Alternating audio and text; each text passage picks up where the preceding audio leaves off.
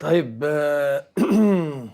نسيبكم شوية لأن أنا ملاحظ إن في كلام في العينين كده ما بين عادل بيه ورمزي بيه. نسيبكم عشان كلام يعني ايه يا نعم وتسيبنا ايه؟ انا لو جوايا حاجه طب ما انا اقولها قدام كلكم. مفيش حد غريب، وغريب الله يرحمه. يحتسب عند الله شهيد يا عادل بيه. شهيد يا مولانا، الراجل مات وهو نايم، هي موتة جميلة نتمناها كلنا، بس مش شهيد يعني. متأكد؟ متأكد. غريب مين يا جماعة؟ غريب زيدان اللي كان معانا في العمارة. غريب العفريت بتاع زمان، جارنا في العمارة اللي كان رمزي بيروح له واحنا صغيرين. افتكرته. جزاه الله عني كل خير، كان صاحب الفضل الأول عليا. ما شاء الله يا رمزي، ما شاء الله. أحسنت أحسنت، أنت كده بقيت في الفيزياء عبقري. أنا مش عايزك تنقص درجة واحدة حتى. حاضر. قول لي أخبار الصلاة إيه؟ الحمد لله بصلي. طب ما كلنا بنصلي. يعني إيه؟ يعني لما تيجي تصلي يا تصلي ورايا أنا يا تصلي لوحدك. بس أنا بصلي مع بابا في الجامع. ولا تصلي مع بابا ولا تصلي في الجامع. أشرح لك؟ اتفضل.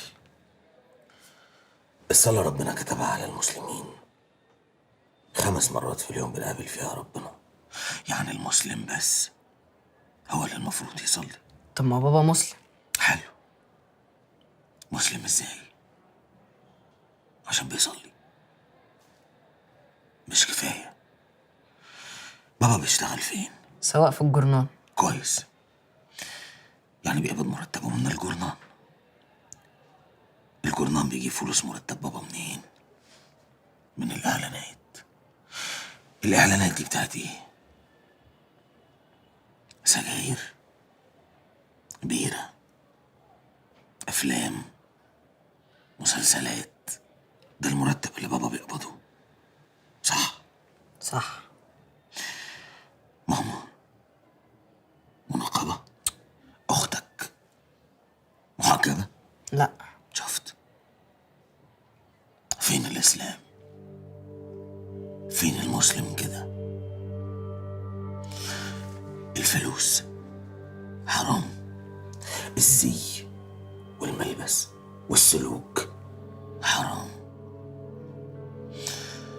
هي مش كلمة بنقولها باللسان يا رمزي، دي عقيدة. عقيدة. لما يجي رمزي المسلم الشاب المهندس الناجح اللي بيقدر يكسب بالحلال،